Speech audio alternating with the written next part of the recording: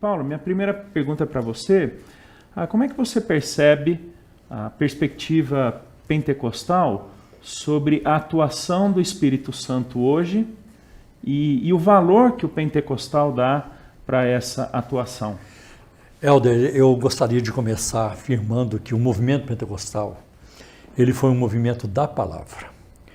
E quando eu falo isso, eu também me lembro da Reforma Protestante. A Reforma Protestante, ela foi um movimento da palavra. Tanto que tem um momento na Reforma em que Lutero, ele chega a dizer isso. Quando ele começa a ouvir o termo luterano, luteranismo, ele diz, ele repreendeu isso. Eu nada fiz. A palavra fez tudo. Então eu acho muito interessante quando a gente olha para o Pentecostes, a experiência estava lá, é verdade. Um vento veemente e impetuoso, línguas repartidas como que de fogo, fenômeno da glossolalia. Mas quando Pedro foi para a praça para explicar o fenômeno, ele não chegou lá dizendo, gente, nós estávamos lá no cenáculo, e eu senti uns arrepios, né? Nós choramos muito. Não, ele apela para a palavra, ele aponta para a palavra. Isso é o que foi dito pelo profeta Joel. Então, o Espírito Santo, ele promove a palavra. Ele, além de promover a Cristo, ele promove a palavra. Eu acho que os pentecostais precisam agarrar-se a essa leitura, né, de que nós precisamos do Espírito Santo para a pregação, para o ensino da palavra, né? Porque o próprio Jesus prometeu isso. Ele vos guiará, o Consolador, o Paráclito, ele os conduzirá, né, dirigirá em toda a verdade. Então, eu acho que nós precisamos abraçar isso. Eu acho muito interessante também o papel do Espírito Santo em missões. A gente vê isso em Atos, no capítulo 13, quando líderes da igreja não eram assim neófitos, era a liderança, né? Estavam reunidos, orando e jejuando, disse o Espírito Santo, apartai-me a Barnabé e a Saulo para a obra que o Senhor chamado. Então, o Espírito de Deus, ele tem interesse em missões, na obra da evangelização. A gente vê muito isso. O Espírito de Deus tem interesse em ética, tanto que Ananias e Safira foram punidos, porque mentiram para o Espírito Santo. Então, tem alguns detalhes, tem algumas questões que os pentecostais, os pentecostalismos precisam levar em consideração até para que haja um espaço, né, para o Espírito Santo atuar na ética, no ensino, na pregação, na vida diária do crente, na vida da igreja. Wilson, eu sei que você fez parte do processo de plantação da sua igreja, né? Da igreja que você pastoreia. Como é que você percebe o Espírito Santo atuando nesse processo de salvação, de consolidação, edificação ali do povo? Puxa, o que eu percebo é que sem a dependência do Espírito Santo, nada acontece. O que eu percebo é que a consciência de que tanto eu como aquele que ensina, que prega, que aconselha, que exorta, que participa dos processos de disciplina, quanto outros que comigo estão e trabalham na edificação dos irmãos, precisamos depender totalmente do Espírito Santo para que alguma coisa aconteça. A tendência, na grande maioria dos pastores hoje em dia, não só hoje, mas sempre, não é? É olhar para... Isso aconteceu comigo quando a igreja começou a crescer um pouco mais, no início, de um ou outro chegar e perguntar, o que está acontecendo? O que você está fazendo? Geralmente as pessoas perguntam que método, né?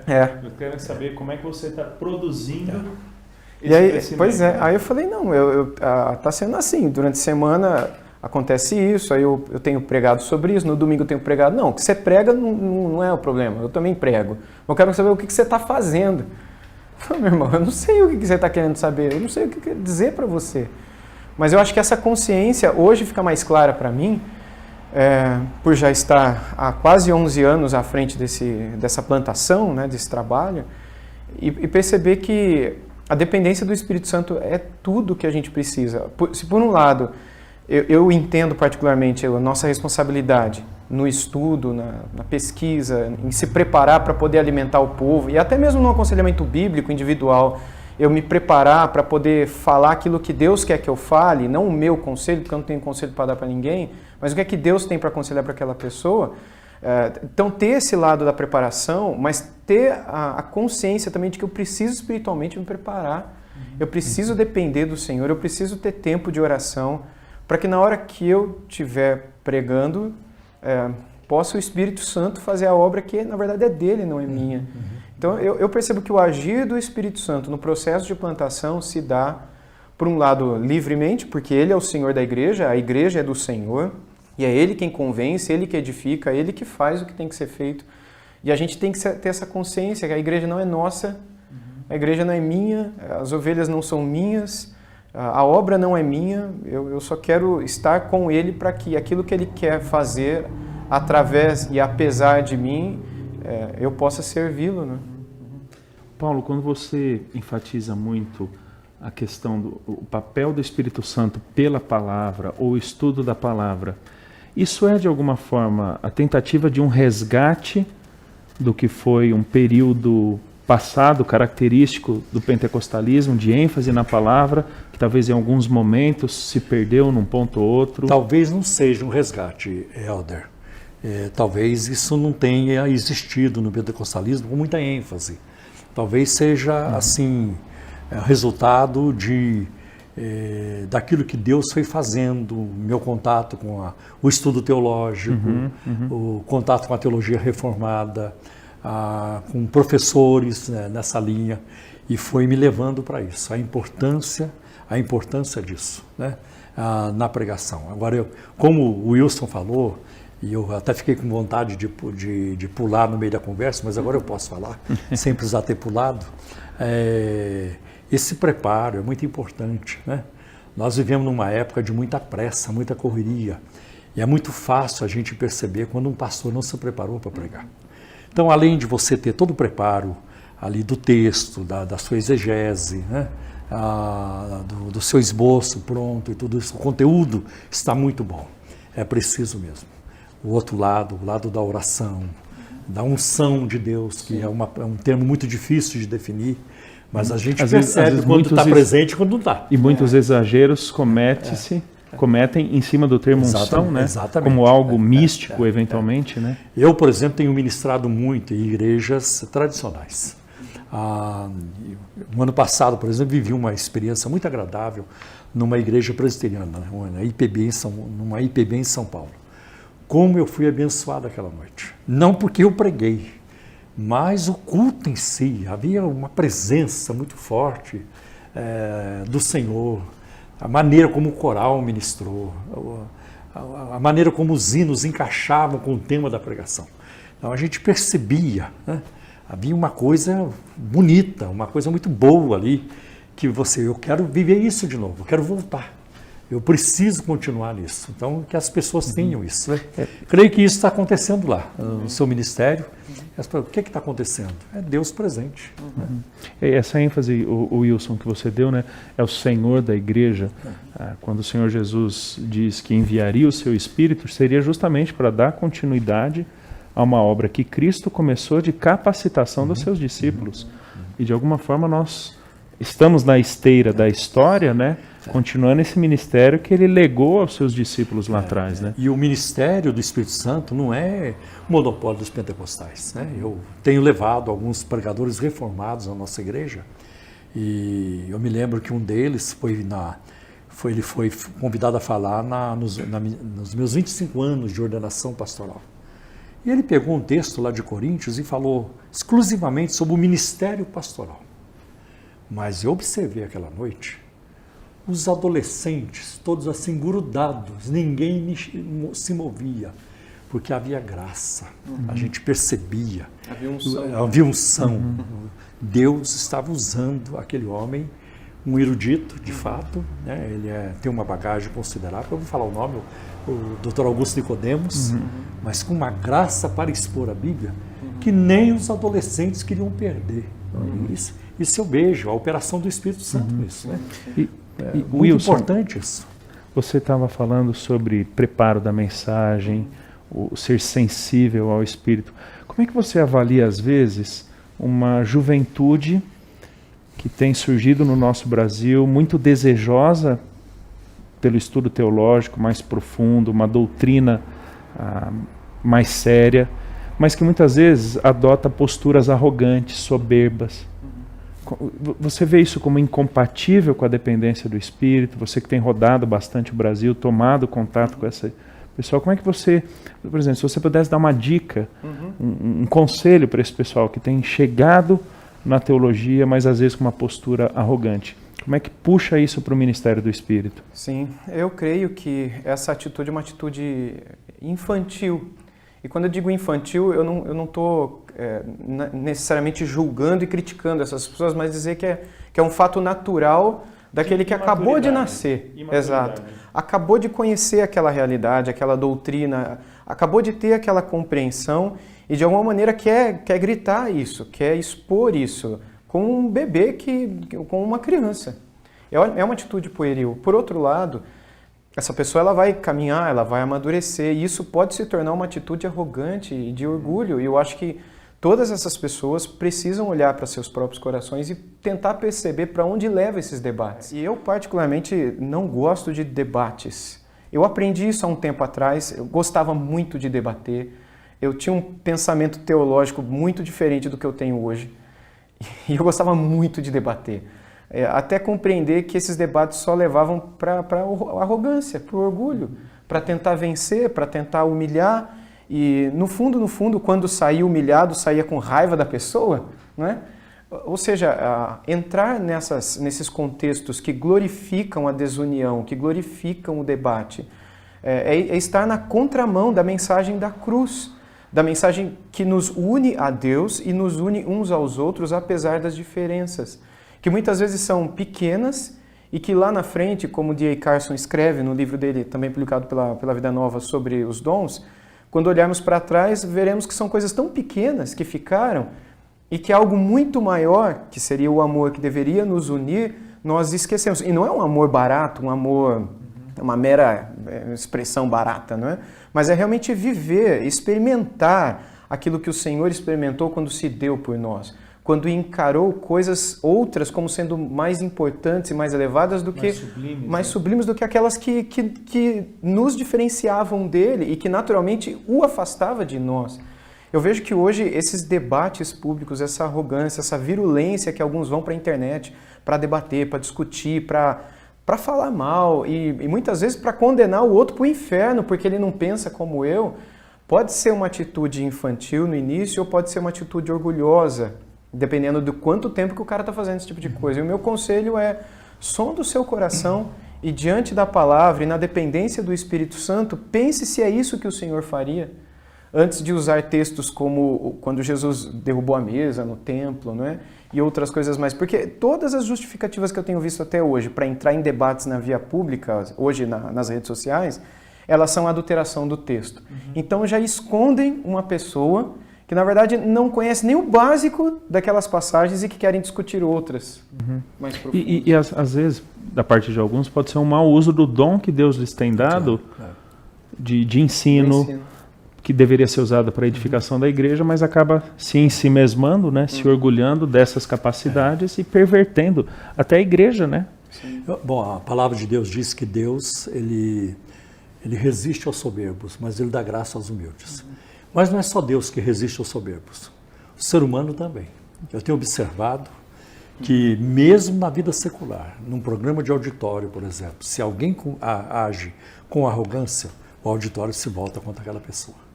Então isso no mundo artístico, no mundo esportivo, quando a gente vê um jogador que parte para a arrogância e vai desenvolvendo isso, ele vai ficando cada vez mais resistido, né? As pessoas vão tendo uma resistência em relação àquela pessoa.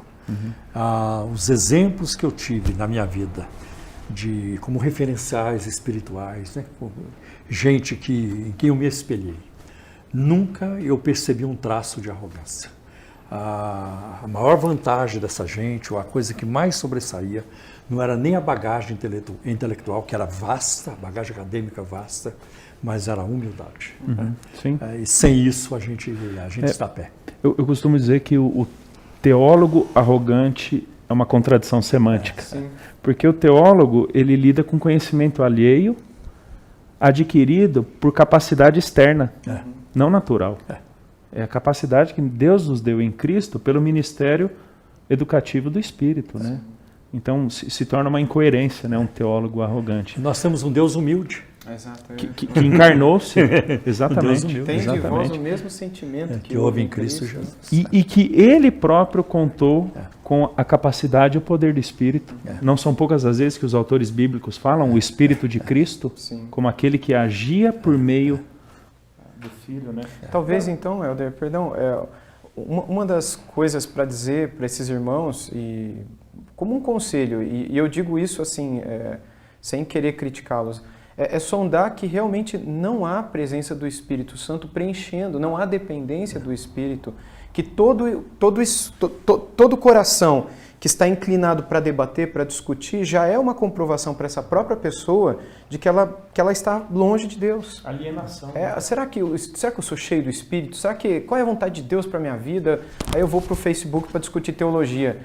Isso já é um sinal de que eu estou fora da vontade de Deus, digamos assim, que é um termo usado ali, não é?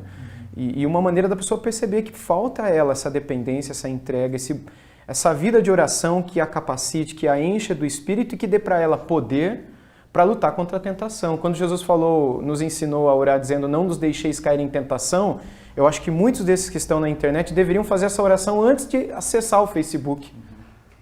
Controle meus cliques, meus touches. Uma última questão aqui para a gente lidar um pouquinho, e aí, talvez a gente pensar em perspectivas distintas quanto à contemporaneidade dos dons. Nós temos no Novo Testamento uma série de dons que são expressos por meio de pessoas, por meio dos apóstolos, em algumas cartas do Novo Testamento. Como é que vocês percebem se há continuidade ou não dos dons espirituais? Se sim, quais? Se não, quais? A gente conversar um pouquinho. Para os pentecostais, não há dúvida quanto a isso. Eles nem questionam isso. Para eles, isso é uma marca característica, claro, né? Senão deixa de ser pentecostalismo. Por quê? O movimento pentecostal, ou os pentecostais, remetem a Atos 2. Então é lá que está, para eles, a razão por se chamarem pentecostais. Aconteceram os fenômenos, aqueles fenômenos se repetiram depois em Atos 10, depois, não exatamente como aconteceu em Atos 2, mas parte do fenômeno se repetiu depois em Atos 19 também, lá em Éfeso. Então eles se agarram naquilo. Então para eles não há o que questionar.